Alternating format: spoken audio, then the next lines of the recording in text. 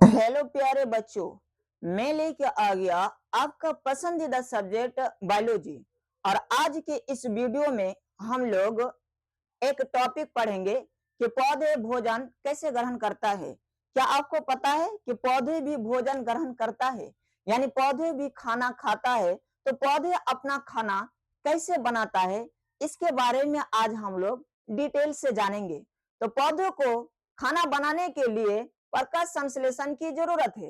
अब सबसे पहले हम लोग समझते हैं कि प्रकाश संश्लेषण किसे कहते हैं। तो आइए इसकी परिभाषा को देखने से पहले, अगर आप मेरे चैनल में न्यू है तो मेरे चैनल को सब्सक्राइब करें।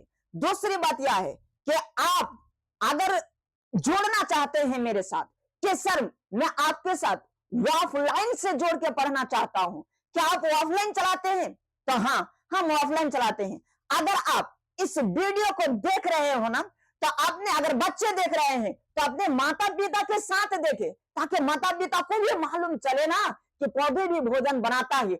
अगर कोई माता पिता इस वीडियो को देख रहे हैं तो मैं तो कहूंगा कि आप अपने बच्चों को भी इस वीडियो को दिखाइए, ताकि उसके अंदर पढ़ाई का जो जुनून होता है, पढ़ाई का जो खलबली है, मैं उसके अंदर ना मचा दूंगा। उसको ना साइंस सिखा के ही छोड़ूंगा। इसीलिए मैं लेकर आया साइंस लैब, ताकि साइंस से आपके बच्चे का ना प्यार हो जाए। तो अगर आप मेरे चैनल में न्यू है तो मेरे अंदर ऊर्जा तो तभी आएगा ना, मेरे अंदर एनर्जी तभी आएगा ना, क्योंकि आप ही ने ना मुझे बुलाया है। क्योंकि इससे पहले मैं ऑफलाइन ही तो पढ़ा रहा था, लेकिन आपने बुलाया और मैंने आ गया, तो अब मेरे अंदर की एनर्जी बढ़ेगा।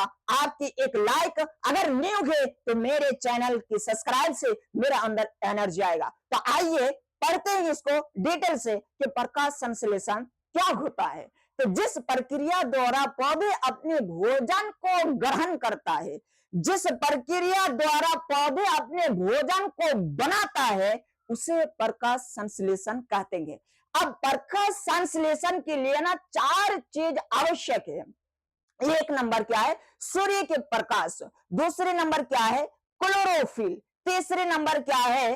तो वायुमंडल से यानी कार्बन डाइऑक्साइड। और चौथे नंबर पर हम लोग क्या समझेंगे? चौथे नंबर पे समझेंगे जल एवं खनिज लवण। आइए डिटेल से पढ़ते हैं कि पौधे जल का अवशोषण कहां से करता है। आइए समझते हैं। तो देखिए यहाँ पे है पौधे का रूट, यानी ये है जड़। अब आपको मालूम है कि आपको ये पता है कि आप कहते थे ना कि यानी जो पेड़ होता है, जो पौधे होता है, जल का अवशोषण जड़ द्वारा करता है। नहीं, ये गलत है। ये गलत है कि जड़ के द्वारा पौधे जल का अवशोषण नहीं करता है, बल्कि जड़ में जो छोटे छोटे जो रेशे होते हैं, यानी मूलरूट, जिसे कहता है रूट हेयर। अब रूट हेयर के द्वारा ही ये जल को अवशोषण करता है। जड़ तो पेड़ को मजबूती देता है, यानी पेड़ मजबूत से खड़े होने का क्रिया जड़ करता है, कि पेड़ का मजबूती देना जड़ का कार्य होता है। लेकिन जल को अवशोषण करने के लिए कौन आता है? मूलरूट। अब यहाँ पे बारीकी से समझते हैं मजेदार तरीके से। तो देखिए सबसे पहले क्या करता है कि ये जल को क्या कर लेता है? जल को इकट्ठा कर लेता है मूलरूट। अब यहाँ पे ये हो जाता है इसका मेन जड़। मेन जड़ यानी ये सिर्फ पौधों को खड़ा करने का ही सहायता प्रदान करता है और मजबूत दिलाता है। रूट हेयर क्या करता है? यहाँ पे सबसे पहले बारीकी से समझ लेते हैं कि रूट हेयर किसे कहते हैं। देखो यहाँ पे इस चीज को समझना जरूरी है कि यहाँ पे इस तरीके से हम एक जड़ का निर्माण कर देते हैं। ऐसे ही जड़ का निर्माण कर दिया। अब यहां से जो ये सारे जो रेशे जो निकले होंगे ना, ये होता है रूट। ये क्या होता है? ये होता है इसका रूट। ये क्या हो जाएगा? इसका रूट हो जाएगा, यानी ये हो जाएगा जड़। लेकिन इसी से जो जो रेशे जो निकला हुआ है ना, इसे कहता है रूट हेयर। इसे क्या कहता है? Root hair. इसे ही क्या कहता है? Root hair. तो ये तो हो गया जड़, लेकिन रूट हेयर इसे क्या कहता है? Root hair. तो रूट हेयर से क्या करता है? जल को अवशोषण करता है। अब जब जल यहाँ पे अवशोषण हो गया, यानी जल जब इकट्ठा हो गया, तो अब कौन आ जाएगा? अब आ जाएगा जाइलम। जाइलम क्या करेगा? तो जाइलम जल को ना नीचे से ऊपर की ओर धकेलेगा। किधर? ऊपर की ओर। ये जो जाइलम जो है ना, ये एक ऊतक है। ये एक क्या है, ऊतक है।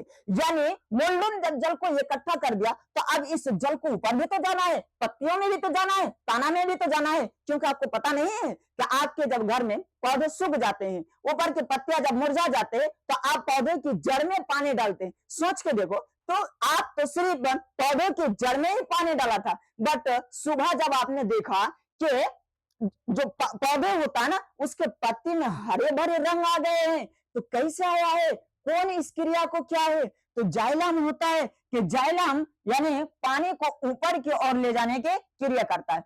अब यहाँ पे कौन रहता है, यहाँ पे रहता है सूर्य। सूर्य से क्या आता है, तो सूर्य के प्रकाश। और जब सूर्य के प्रकाश पत्तियों में पड़ेंगे, किसमें पड़ेंगे, पत्तियों में जब पड़ेंगे, पत्तियों में क्या रहता है, हरित लावा, ठीक है ना। और इसमें छोटे छोटे छिद्र पाए जाते हैं, उन छोटे छोटे छिद्र को क्या कहता है, वायुमंडल। अब वायुमंडल से यानी उस छोटे छोटे छिद्र को क्या कहता है, रंध्र कहते हैं, रियली सॉरी, ठीक है ना, इसे क्या कहता है, रंध्र कहता है। अब इस रंध्र में वायुमंडल से क्या करेगा, तो CO2 गैस को ग्रहण करेगा। अब इसको हम लोग बारीकी से यहाँ पे समझ लेते हैं। आइए, वायुमंडल से ये क्या करेगा, CO2 को ग्रहण करके भोजन का निर्माण करेगा, और मृदा से ये क्या करेगा, यानी जल को ग्रहण करके O2 का यानी ऑक्सीजन का निर्माण करेगा, ठीक है ना। अब खास बात यह है कि रूट हेयर कौन सा जल को अवशोषण करता है, कौन सा जल को इकट्ठा करता है। तो यहाँ पे समझते हैं कि सबसे पहले समझ लेते हैं कि ये जल के घटक को क्या कहता है। तो मृदा से जल की कुल मात्रा को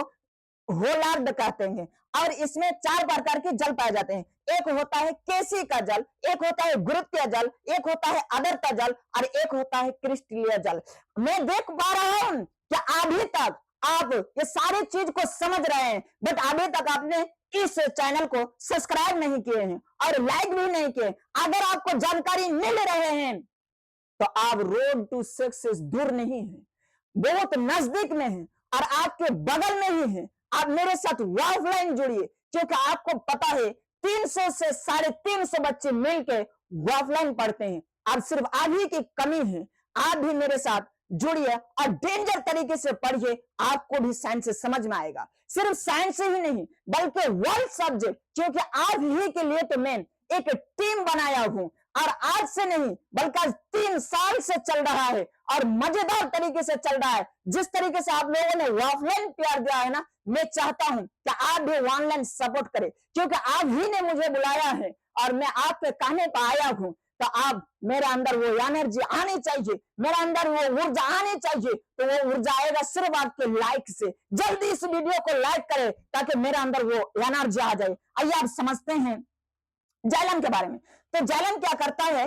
यानी मृदा से केसी का जल को, क्योंकि रूट हेयर जो है ना केसी का जल को ग्रहण करता है और इकट्ठा करता है, और मृदा से केसी का जल को नीचे से ऊपर की ओर ले जाने का जो कार्य करता है ना, तो वो जाइलम करता है। अब इतना तो समझ गए।